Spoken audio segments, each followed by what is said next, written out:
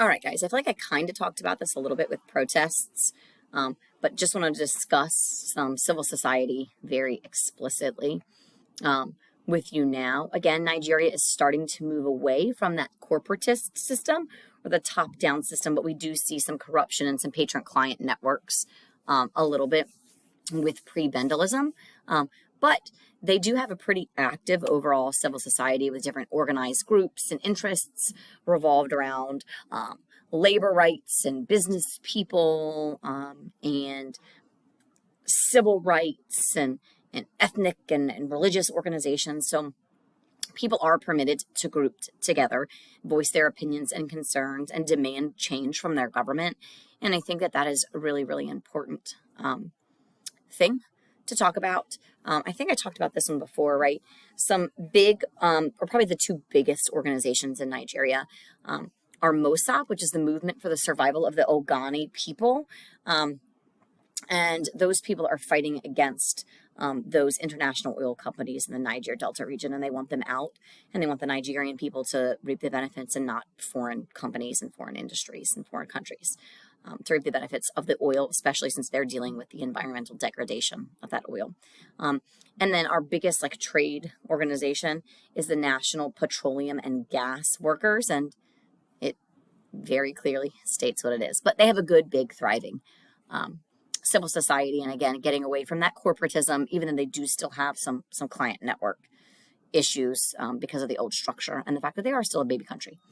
Okay, looking at political parties under President Abacha, they were banned, but now they have rebounded quite a bit. Nigeria actually has 18 recognized political parties, at least as stated by their most recent election in February of 2023. So they had 18 different parties.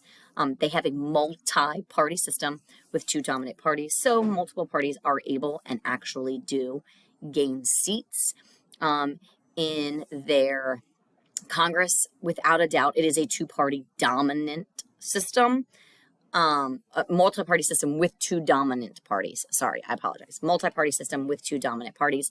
Those two parties are the People's Democratic Party and the All Progressive Congress. Typically, they rotate on a decent basis on who holds the executive branch, but you also see the most seats in Congress are by these two parties.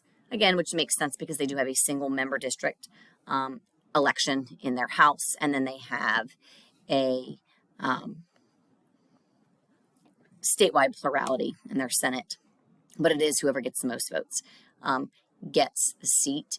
The All Progressive Congress has really just existed for the last two presidential elections. It was actually four parties merged together to support President Buhari, and then they also supported the current president-elect Tinubu.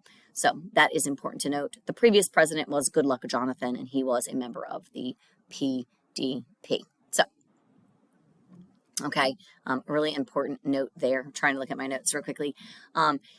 Based on the 2023 election, 7 different parties have won seats in their election. Again, most of them are going to PDP or APC, but 7 parties got seats, even if it was only 1 or 2 or 3.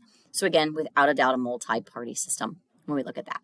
Last quick little topic that we're going to talk about here is serving in government. I already mentioned that they have some patron-client networks with some of those administrative positions. We use the term guanxi in China, nomenklatura in Russia. Prebendalism or patrimonialism is just the name of the patron-client network in Nigeria. Okay, they're not allowed to recruit strangers, which means if you are not from that state, you are not getting a position within that state's government or even their representation at the national level. To run for office, you have to be from that region to accurately represent those people. Is that their opinion? Citizens are expected to be educated if they run for office. And again, we talked about those patron-client networks. That is it, guys. I hope you have a great rest of your weekend. Reach out with questions.